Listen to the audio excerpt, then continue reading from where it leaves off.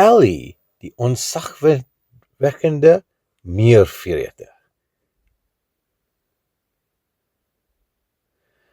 Ellie, die meervreter, was mal daaroor om die mere te tel wat sy met haar lang, kleurige tong ongeslerp het. Sy het geweet, haar tong kon langer as haar hele lyf strek, wat haar buitengewoon laat voel het. Een sonnige oggend het Ellie vir Benny die kewer ontmoet, wat haar geleer het hoe om insekte help om die woud gesond te hou. Saam het hulle 10 verskillende soorte goggas onder 'n enkele stomp getel. Ellie het geleer dat elke klein wesentjie 'n belangrike rol in die ekosisteem speel. Toe hulle die rivier oorsteek, het hulle die breedte daarvan gemeet, deur van klip tot klip te spring. Kala, die slim verkleurmannetjie, het by hulle aangesluit en verduidelik hoe sy kleure verander met behulp van wetenskap. Ellie was verbaas dat versellig lig kon buig om verskillende kleure te skep. Die vriende het al kos gelykkorp gedeel en geleer dat die regverdige verdeling van dinge almal gelukkig maak. Hulle het 'n spoor van mere gevolg, wat in perfekte lyne soos 'n lewende vergelyking gemars het. Ellie het opgemerk dat die mere saamwerk en haar die waarde van spanwerk gewys het.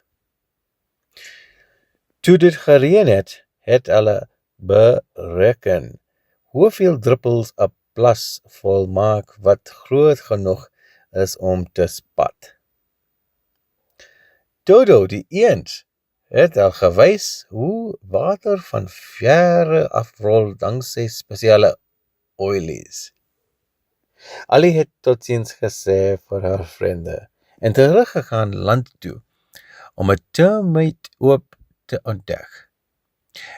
Ellie het ontdek dat haar skerp kloue perfek ontwerp was om 'n termiethoop te grawe.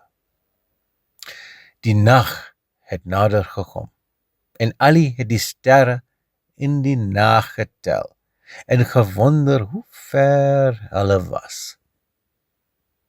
Via die vuurvlieg het verduidelik dat sterre soos reuse balle brandende gras ver buite hul woud is. Ellie het geheimd gevoel, maar ook nuuskierig oor die onsaglike heelal. Die groep het 'n skuilige gebou, deur stokke te meet. Dit is sterk driehoekie vorms te rangskik. Via het gesê, driehoeke is een van die sterkste vorms in die natuur en ingenieurwese, toe Kala by hulle aangesleet het. Kala het hartseer gevoel, omdat sy vanaand alleen was. Die ander het geluister en gewys dat vriendelikheid net so veel saak maak as kennis. Ellie het 'n speelige bedink.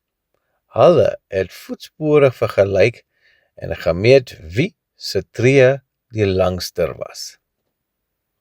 Ellie het toe haar neus gebruik om kos op die spoor en te leer hoe diere op al sin tyd staat maak om te oorleef.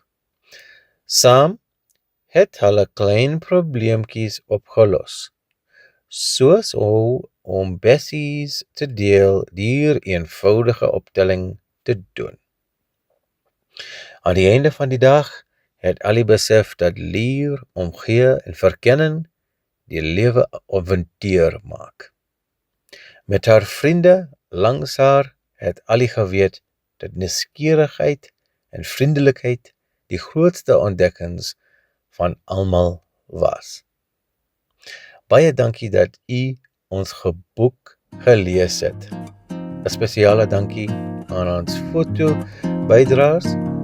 Hierdie wense is vir jou, is vir u 'n wonderlike jaar